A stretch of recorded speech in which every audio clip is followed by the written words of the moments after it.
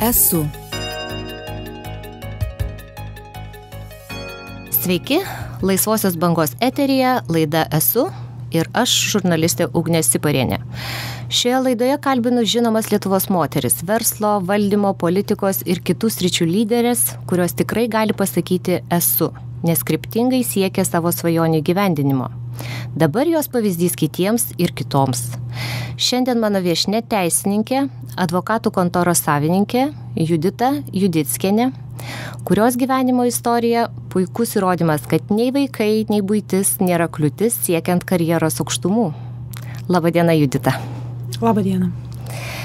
Skaičiau, kad jūsų esminiai karjeros akcentai netgi buvo susiję su vaikų gimimu, šeimos kūrimu ir panašiais dalykais. Tam tikrą prasme taip, karjera keitėsi, galima sakyti, su pirmųjų 2 vaikų gimimu. Trečiasis kažkokiu tokiu pokyčiu matomai neįnešė, bet buvo tiesiog dar kitokia patirtis karjeroje. Tai ar galime sakyti, kad vaikai iš tikrųjų ir šeiminis gyvenimas tai tikrai nėra kliūtis siekiant karjeros ir savo užsibrėžtų tikslų? Jeigu žiūrėsime į mano pavyzdį, tai turbūt, kad taip. Bet, nebūtinai visos istorijos vienodos. Man aišku, dar turbūt pasisekė ir tai, kad šeimoje aš turiu sutuoktinį, kuris irgi yra teisininkas, bet to mes ir dirbame kartu. Tai yra turbūt lengviau ir derinti. Šiuo atveju tiek darbinius, tiek šeiminius klausimus ir, rasti tą supratimą, kuris galbūt esant kitos profesijos žmogui būtų sunkiau pasiekiamas. Įdomus dalykas, kad jūsų vyras buvo pasiėmęs tėvystės atostogų. Kaip jūs tą sprendimą padarėte? Čia iš tikrųjų retas atvejis turbūt. Tai buvo turbūt vienas iš pirmųjų tuo metu iš tiesų Lietuvoje tėčių, kuris pasinaudojo teisėjo atostogas, o sprendimas buvo ganėtinai nesudėtingai priimtas, kadangi tuo metu jis dirbo valstybės tarnyboje, o aš dirbau jau, galima sakyti, privačiame ir su savo atsakomybės už savo atsakomybę nešančiame versle, tai tiesiog pasirinkimas toks ir buvo. Ir kaip jautėsi vyras tuo metu, kaip jūsų šeiminiai santykiai tuo metu dėliojasi? Tai nebuvo matomai nieko tokio, ar tai žeminančio, jeigu mes galvosime apie tai, kad vyrus, tokios atostogos, kitaip jiems tai atrodo. Beje, kiek laiko jis buvo pasiėmęs? Dabar bijau suklysti, gal 1,5 metų kažkur. Taip, tai tuo metu tai mums netrodė, kad tai yra kažkas tokio neįprasto, nes, šeimoje tai yra vyras ir moteris, tėtis ir mama, kurie ir turi rūpintis vaikais ir nepriklausomai nuo to, koks tavo statusas ar dar kažkas. Klausimų dėl to nekilo, aš nemanau, kad jis jautėsi blogai. Puiku, o dabar vis tiek jūs esate savo vyro kaip ir bosas, viršininkė? Prasme, taip. Ir čia irgi buvo jūsų abiejų susitarimas. Tai vėlgi, nebuvo kažkokio tokio atskiro sprendimo ar atskiro susitarimo, tai klostėsi ganėtinai organiškai ir natūraliai, kadangi tuo metu, kai mums teko priimti sprendimą, jog mes startuojame su savo kontora, mano patirtis toje srityje ir žinios buvo gerokai didesnės.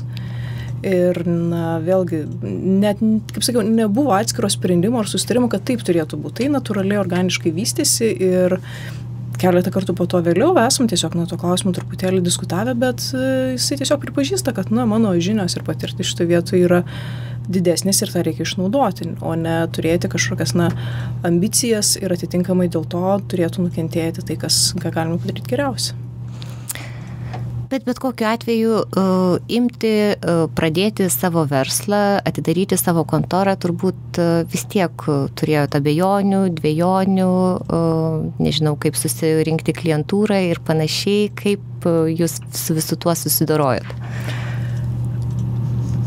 Tam galima sakyti taip, reikėjo drąsos, bet aš turbūt esu iš tų žmonių, kuris, jeigu priėmė sprendimą, tai šiuo atveju tiesiog dirba, kad tas sprendimas būtų įgyvendintas, o ne pakeliui bando dar ieškoti klausimų ar abejonių, nes tokiu atveju tu niekada nenueisi ten, kur norėtum nueiti. Tai šiuo atveju buvo labai aiškus sprendimas, buvo tam aišku ir priežastis, galų gale aš tikrai turėjau palaikymą, šiuo atveju ir vyro palaikymą, ir tą mes kūrėm kartu, tai buvo automatiškai lengviau, kad tai tu nesi vienas atsakingas už tai, yra keliese, kur gali dalintis darbus, atsakomybės ir taip ir vystėsi viskas. Bet turbūt buvo paprastesnis sprendimas likti darbe nuo kažko, nesimti tos atsakomybės, kuri visada yra susijusi su nuosavu verslu. Aš niekada nebijau atsakomybės. Ir tai nebuvo vėlgi kažkas tokio mano gyvenime neįprasto, nes aš labai daug ką dariau savarankiškai. Aš netgi 15 metų nesulaukusi gyvenau savarankiškai nuo tėvų atskirai ir mokiausi kitame mieste, tai man tai nebuvo kažkas tokio. O kodėl jūs tokį sprendimą? Aš tiesiog norėjau mokytis geresniai mokykloje, nes tuo metu, kai kūrėsi gimnazijos, Prienų Žiburo gimnazija buvo viena pirmųjų Lietuvoje ir aš tikrai norėjau gero išsilavinimo. Tėvai žiūrėjo, aišku, tai nedrąsiai, bet kai suprato, kad aš sprendimą esu priėmus, tiesiog palaikė ir padrasino. Na, tai galima tiesiog sakyti, kad jūsų karjeros kelias yra nuosekliai dėliojamas nuo pat ankstyvos jaunystės. Na, jeigu kalbant apie mano profesiją, tai taip, aš labai anksti supratau, kokio darbo arba kokios profesijos aš norėčiau, tą taip pat išsakiau. Kas turėjo tam įtakos, tam supratimui? Na, turbūt dabar grįžtant atgal, sunku labai pasakyti, kad tai būtų buvusi kažkokia labai konkreti priežastis, bet nuo pat vaikystės aš labai mėgau ir tebemėgstu daug skaityti, o knygos yra tai, kur tu matai tam tikras istorijas ir matai kažkokią prasmę tam tikroje veikloje. Ir matomai aš taip kažkada irgi galvojau, kad tai ir suformavo mano požiūrį, tai yra tą tokį norą padėti kitiems ir taip save realizuoti. Ir viena iš tų profesijų, kai tu gali padėti kitiems save realizuodamas, ir buvo teisininkas. Ir aš dar skaičiau vieną jūsų interviu, kadangi jūs iš tikrųjų esat labai užimtas žmogus. Aš žinau, kad dar be to, kad vadovaujate advokatų kontorai, dar dėstote, ką dar darote? Daug ką darau. Iš tiesų daug ką darau. Esu Vilniaus moterų Lions klubo steigėja ir narė. Tai taip papildoma visuomenė veikla. Taip, esu šiam momentui galbūt ne tiek užimta dėstytojavimu, nes daugiau tai yra tiesiog privatus mokymai. Bet aišku, šalia to mokausi kitų dalykų. Man patinka fotografija, domiuosi tuo. Baiginėju someljė kursus. Daug keliauju. Tai tikrai, ta prasme, tos veiklos yra ir ne tik tiesioginės profesinės. Gerai, o apie tai, kaip jūs visur spėjate ir apie moteriško verslo teisinius aspektus mes pakalbėsime po trumpos pertraukos. Likite su Laisvąja banga. Esu. Tęsime laidą Esu, kurioje šiandien kalbinu teisininkę, advokatų kontoros savininkę Jurgitą Judickienę. Ir prieš pertrauką mes kalbėjome apie tai, kad Jurgita yra žmogus be galo užimtas, daro daugybę dalykų, turi šeimą, turi advokatų kontorą, turi pomėgių ir hobių. Ir kaipgi visur spėjate? Svarbiausias dalykas turbūt, ko laikausi ir taisyklė, kuria vadovaujuosi, tai yra laiko planavimas ir veiklos prioritetų susidėliojimas. Paroj mes visi vienodai turime laiko, tiesiog klausimas, kaip tą laiką išnaudosi, kiek jo sugaiši bereikalingiams dalykams, kiek sugaiši tikslingai ir kiek efektyviai tą laiką išnaudosi. Tai štai šitie dalykai ir padeda susiplanuojant toli į priekį įvairius dalykus, suspėti tą padaryti. Kaip jūs tą planavimą darot? Atsisėdat kiekvieną vakarą ir dėliojat kitos dienos grafiką, ar dėliojat savaitėj? Patarkite. Paprastai, jeigu kalbėsime apie tokius ilgalaikesnius planus, tai jie maždaug yra pusmečio. Nes kelionės kitaip ir negali būti suplanuojamos.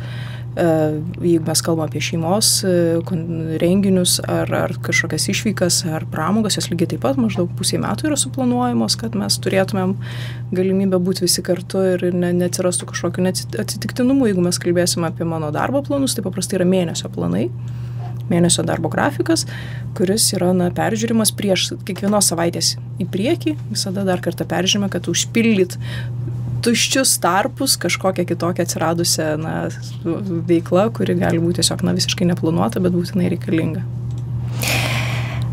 Na gerai, dabar jau nuo jūsų asmeninės patirties pereikime prie jūsų profesinės patirties.